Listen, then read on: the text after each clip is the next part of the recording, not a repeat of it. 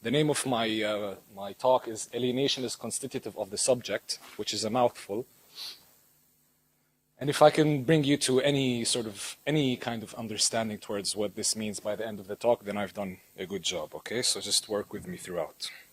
What I enjoy about these roundtable discussions is that you get to see your colleagues talk about certain perspectives that they have, and you also get to know them also personally. So I'll tell you a bit about myself, how I became interested in psychiatry.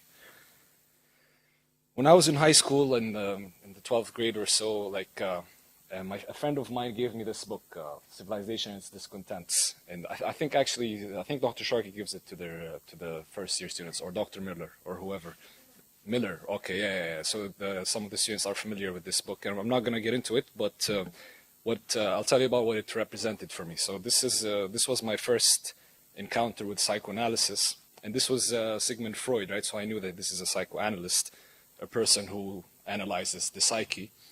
And my understanding was that this is a person who deals with mental illness and with patients and whatnot. But he had the whole book was basically him using his knowledge to talk about religion, to talk about individuality, talk about civilization and its discontent, as the title is.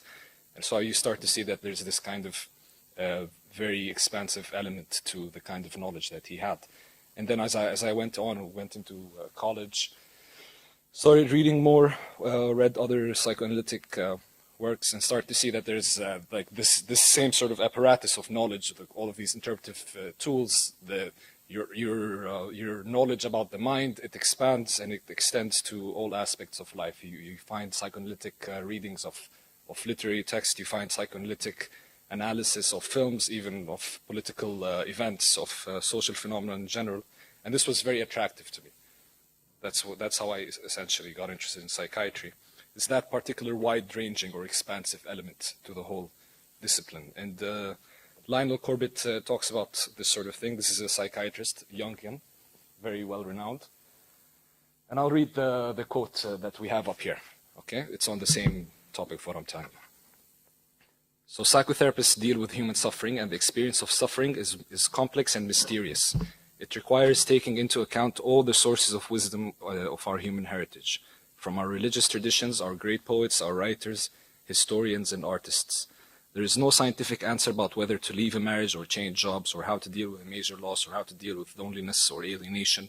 So when these issues arise in psychotherapy, they demand the entire person of the therapist. Everything he or she has learned from being a person. Right? So that's a lot. He's asking for a lot. If you subscribe to what Corbett is saying, and you try to approach the psyche in a non-reductive way, and you try to borrow from all traditions in order to approach the enigma of the human condition. You want to know about everything there is to be known about being a person. Then immediately you're in the domain of philosophy, right? That's if we ask that question, what does it mean to be a person? And you're in the domain of philosophy. And I think this is where we get to our main man. Jacques Lacan, French, 1901 to 1981. He studied in medical school, just like all of you, got an MD and went into psychiatry, like some of you, hopefully. And on the topic of wide-ranging, Lacan's work pervades literary and film studies, women's studies, social theory, is applied to diverse fields, education, legal studies, and international relations. Okay?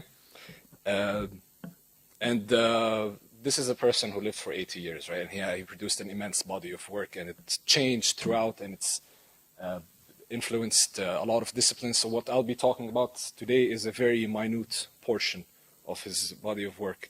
And we're privileged to have Dr. Rifai here, who attended one of his lectures in the 80s, is very familiar with his work clinically. And of course, Dr. Sharkey, who's my go-to person about Lacan since before I knew how to pronounce his name. Okay. Lacan built on Freud. Okay, Freud is the father of psychoanalysis. Is there a way I can turn this on? Freud is the father of... It's okay. Freud is the father of psychoanalysis. Okay, the primary object of study is the unconscious. Okay, and the unconscious, according to Freud, is the realm of repressed wishes and fantasies without syntax or grammar and full of contradiction. Okay, So if it's the unconscious, then you think, then how can we discuss it, since it's by definition excluded from our consciousness? And Freud would say that you get glimpses of the unconscious at moments when your defenses are not as strong, right? So, for example, in dream states, or you can encounter, you can see the glimpses of the unconscious conflict in things like your anxieties or your phobias, and you can see its effects in slips of the tongue, in jokes, in works of art as well. And just for all the naysayers here, some evidence-based medicine. Where's Erfan? Hey, yeah, see that?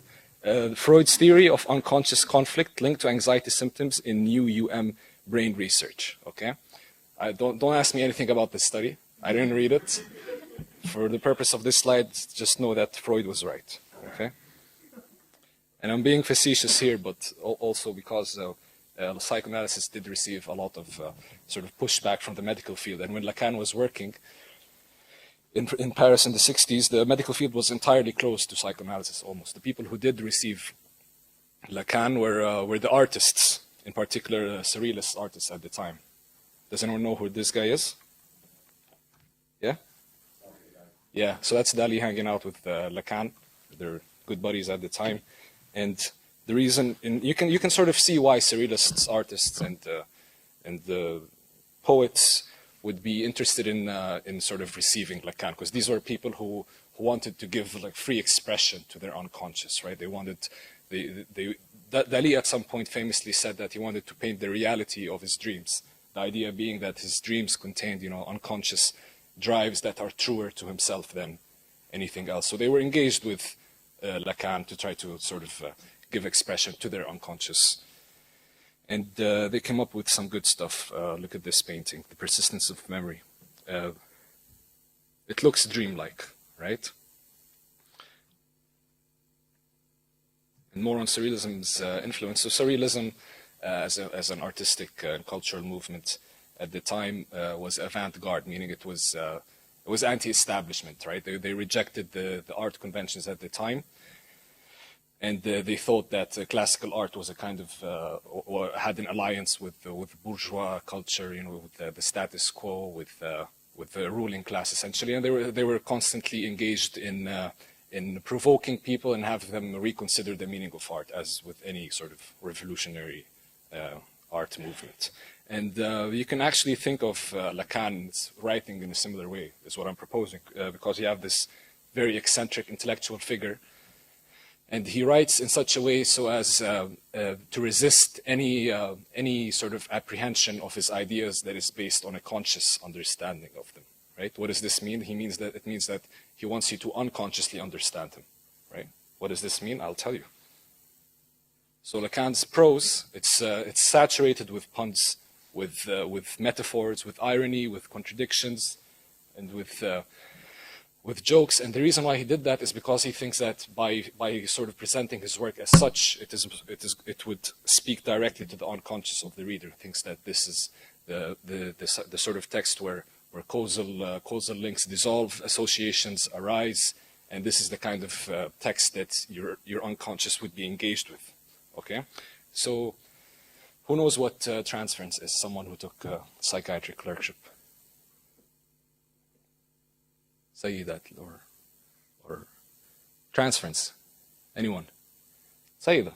Transference. Yeah. Basically, when you project what you're feeling onto someone else, sort of like you're the one who has to. Okay. Yeah. You get that? Yeah.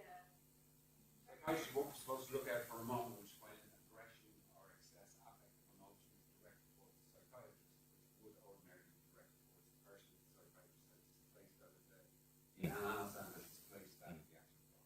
Exactly. So if you're paying attention, it's like his reaction is not a reaction directed at me, this is change. His reaction is directed at the person, that the person's having a reaction has replaced. Yeah. Yes, and it's not limited to psychoanalyst and analyze, right? This is a kind of phenomenon that permeates all our interactions. And so you have this text written by Lacan. It's filled with wordplay, with metaphors, with all sorts of ambiguous spaces. And you're reading it and you're thinking, oh, Lacan, smart psychoanalyst, there's a kind of knowledge there that I should work towards. And you start projecting in that text, and you start to work towards a kind of presumed knowledge through projection. And so what you have here is that Lacan is drawing out a transferential relationship with the reader. So I thought that's like an interesting interpretation of the way that Lacan wrote. And I can tell you're all very curious to see an excerpt of his writing, right? Okay, who's going to read this? Go ahead. The mirror stage is a drama whose internal thrust is precipitated from insufficiency to anticipation, and which manufactures for all the subject, caught up in the lure of spatial identification, a succession of fantasies that extends from a fragmented body image to a form of its totality that I shall call orthopedic, and lastly to the assumption of the armor of alienating identity, which will mark with its rigid the infant's entire mental development. Excellent. Right? Does this accurately reflect your minds after that? I don't know. Yeah, me too. So there's a lot to unpack there. Okay, I think maybe the only thing you got here maybe is orthopedic. Tariq's eyes lit up when he saw that. So what he's actually talking about there is something called the mirror stage. Now, at around 16 to 18 months, the baby begins to recognize its image in the mirror. Okay, and this is actually a picture of Tariq in the most horrifying moment in his life when he saw himself in the mirror for the first time. But no, it's horrifying because think about it. This is not Tariq. I don't know who this is. But think about it. Like the way we experience ourselves is we're just a kind of a very chaotic stream of consciousness, right? We random thoughts, images, desires, memories, very formless, very chaotic. But then you look in the mirror and you see this sort of very composed, whole, stable entity. And there's a kind of disconnect there. And so imagine the baby looking himself in the mirror for the first time and experiencing that disconnect, right? This is a baby who is, he still hasn't even gained motor control over his body, right? He experiences their body as fragmentary. But looks in the mirror and gets a sense of a kind of unified self, of a whole. Okay? So then the baby looks at the mirror and he says, that's me, right? That's a very crucial gesture. That's me, right? So at the very moment that the baby attains a sense of self, he's pointing towards an other, right? This sense of self is already an other. So this is what Lacan means when he says that alienation is constitutive of the subject. It's that there's a kind of alienation that is the precondition for you to come to self-recognition as a self, as a stable self. Okay, and this is Tariq coming to that recognition. Okay, what by alienation? I don't mean like alienated from something prior to. I'm not saying that the baby is alienated from something. I'm saying that alienation or estrangement or separation or whatever you'd like to call it is what makes up the subject, right? That disconnect is what makes you a self. When I say subject, I mean self as well. So that just to clarify that, subject and self. Okay. So that's what it means. Alienation is constitutive of the subject. And just another thing is, just as we said that the subject is formed in a space outside of itself, right? In particular, in the image. So the subject is formed in the domain of images, or as Lacan calls it, the imaginary. And this is what Lacan means when he says that the self is imaginary. He doesn't mean that it's not real or that's it's in your imagination. No, he just refers to a particular subset of reality. He says that the self is mediated by images, and this is what he means. But that's a whole different topic, going into Lacan's conceptions of realities. I just wanted to give you a taste of that. Okay. So if we're saying that the self or ourselves are constitutively alienated, or alienation is constitutive of us, at our very core, there is a lack. What does this mean? I mean, it would make sense that then we just go on our lives relentlessly trying to fill some kind of void, right? And this brings us to the idea of drive. We have demand, and we have need. Now, when your needs are met, you have a kind of excess demand, which is desire, right? There's a kind of insatiable desire, according to Lacan. Who's ever had that moment where there's something you're really looking forward to, you're just extremely excited about, and then it happens, and you're just like, that's it, right? Yeah, right? You get it? You know what I'm saying? Yeah, I think all of us. So it's that sort of, what Lacan would say is that as a result of this sort of inherent lack in ourselves, every attempt to realize your desire is met with disappointment, because we always get the sense that there must be something more, all right? There's something we've missed. There's always more. And this idea of that more, that he calls it jouissance, right? We only know it through its absence. Whenever you think, there's that more that you think is there, you assume it's there because you're constantly dissatisfied, is why he calls jouissance. Okay? We think that there must be something better. We say that there must be something better. We believe that there must be something better. There is no something better. In assuming that it is there and that we are lacking it, we generally attribute it to the other, right? We think that it's there because we know it through its absence, and since we don't have it, we assume that the other has it, and it's so we think that the other has a kind of level of enjoyment that is beyond our experience. And at this point, jouissance was like as a tool was useful to social theorists in sort of analyzing unconscious tensions in sort of behaviors like racism, that sort of thing, where this sort of assumption is at play, or like the Jews have that kind of level of enjoyment that we don't have. That's also another topic. So a few things we've covered. Lacan borrowed from the artistic and literary traditions at the time to inform his conception of the unconscious. His approach to his writing was not simply obscure, but it was performative in that it enacts it enacts its meaning through the way it's presented. And we didn't talk about this, but he did borrow from German philosophers before him in order to formulate his conception of subjectivity, or the idea of the self, the idea that alienation is constitutive of the subject, is very much influenced by philosophical traditions before him. And that's how he produced a rich and evolving intellectual tradition known as Lacanian psychoanalysis. Okay, that's it for my talk.